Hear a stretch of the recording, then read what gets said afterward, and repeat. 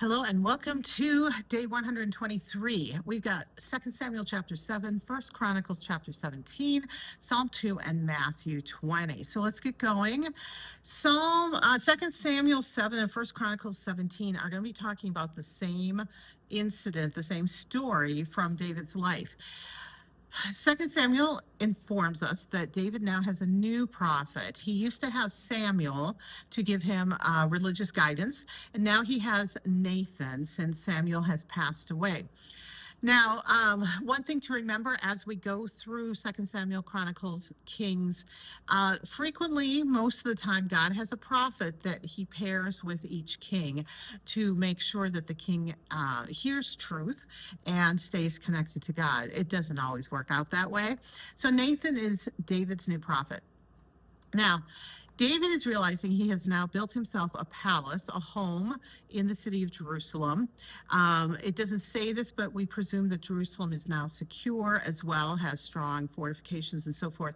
So David now is like, God's living in a tent. I've got a space for him in Jerusalem. I have priests that are now regularly worshiping God and organizing our religious time with God. But God doesn't have a house. There isn't a temple. Remember how important the temples were in Egyptian culture, and throughout the Middle East, the god of an area has usually a temple that has been built for them. So at first Nathan's like, yeah, sure, go ahead and build it. But then God speaks to Nathan. It's like, that's not my plan. So please go back to David and tell him that David's son will be building a house or a temple for God. David worships God in response. David does not complain or argue with God or debate. Now, one thing I want us to think about here when we're thinking about the temple versus the tent of meeting or the tent that housed the Ark of the Covenant is, what impact does this have on us in our religious practices?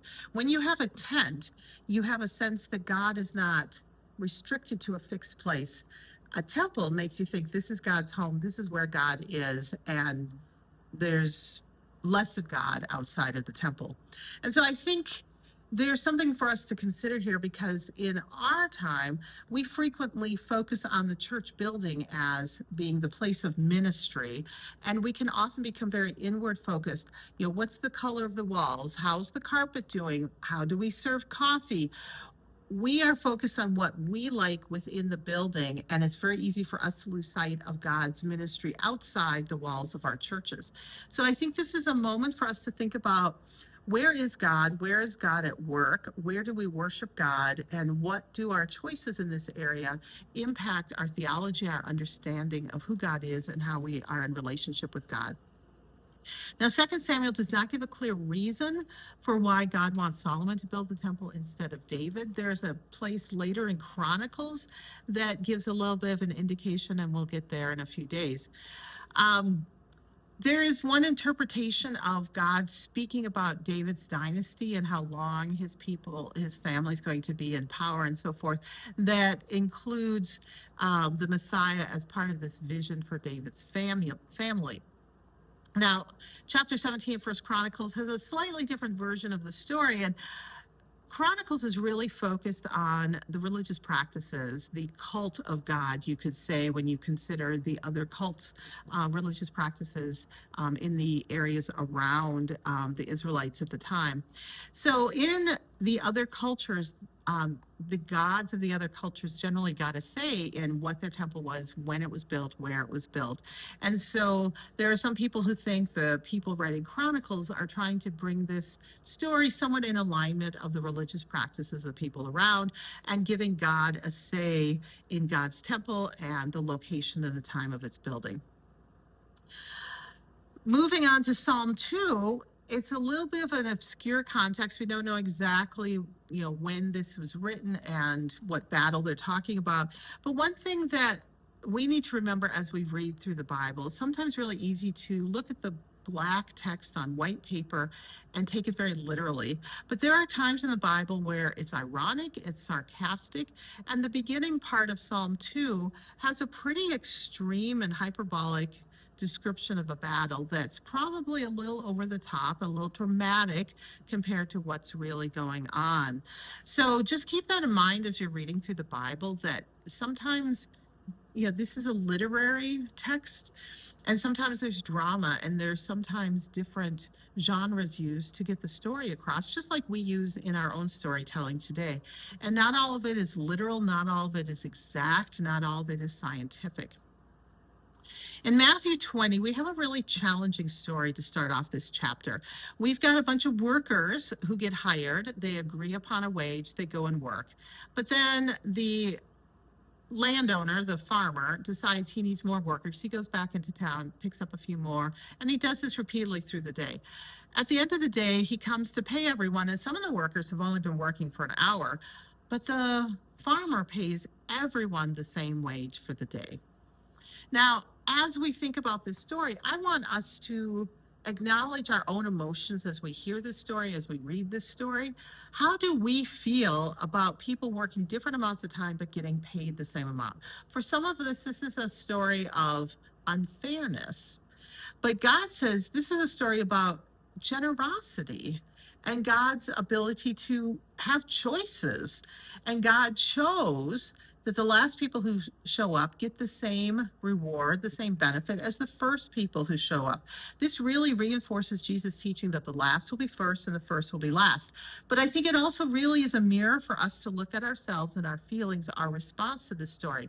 What are we feeling? Why are we feeling it? What does this say about us? Because I suspect it has more to say about us than it has to say about God. So I think that the importance of this story is to be aware of our own emotions. Now, Jesus and his followers are on their way to Jerusalem. Jesus is warning them that he is going to die. This never goes over well with his followers. And I think they were just always very confused about what Jesus was talking about. And also, if Jesus is God and Jesus is powerful, he can heal people, raise people from the dead. Why can't he avoid getting killed by the religious authorities and the Roman authorities when he gets to Jerusalem? Then we have a story about the parent of some of the disciples coming to Jesus and begging that her sons be given a privileged rank, that they sit at the right and left hand side of Jesus. And we've had some stories like this before where the disciples are arguing among themselves who is more prominent, who has more prestige, who has more rank than others. And it's clear in this story that Jesus values humility. Jesus doesn't care about our rank. Jesus doesn't care about our status in society. He cares about who's following him, who's believing, who is doing his work, and who is caring for the lost, the lonely, the marginalized, the outcast in society. Jesus really doesn't care. And he even says, yeah, it's not up to me. My Father's going to decide. This is not important, Jesus is saying. And then we end with them going past some blind men who hear Jesus is going by. So they call out to Jesus, and the crowd's like, be quiet, don't bother us. And they keep calling out, and Jesus heals them. This, I think, is a really small story. It's really easy to just kind of skip over. Oh, Jesus heals some blind men, moving on. But I think more importantly is the crowd telling them to be quiet. Who is it that we tell to be quiet? Is it children? Is it immigrants who are facing deportation? Is it women who've been abused? Is it transgender people? Is it people who are worried about racial injustice in our society? We don't want to hear about this. You're a very small minority. Just go away, be quiet, don't bother us. I think we really need to sit with the crowd and really wonder, why were they saying be quiet? Who are the people we tell to be quiet? Who are the people that Jesus is going to listen to and respond to? And do we need to make sure we are listening to those people and responding to those people with the hands, the feet, the heart of Jesus? Once again, there's a lot of people who turn to the Bible for comfort, but I have to say, especially going through the Gospels, there's not a whole lot of comfort here. Yes, Jesus says, believe and you are mine. But Jesus then really challenges us to see the people he sees and care for them the way he cares for them. And Jesus is constantly challenging us to change how we're living our lives and to change how our communities are organized. When you look at these stories, it's not just about one person seeking individual salvation. It is about how a group of people live together in relationship with God and in relationship with each other. And that is always harder. It is just easier to think about just one person at a time. But Jesus is really wanting us to get out of the individualistic, salvation centered focus and instead say, who are we as a community and how do we live together? So I encourage you to listen with new ears today and see what you're going to hear and see people with Jesus' eyes and see if there's an opportunity for you to love then with Jesus' heart. We'll see you next time.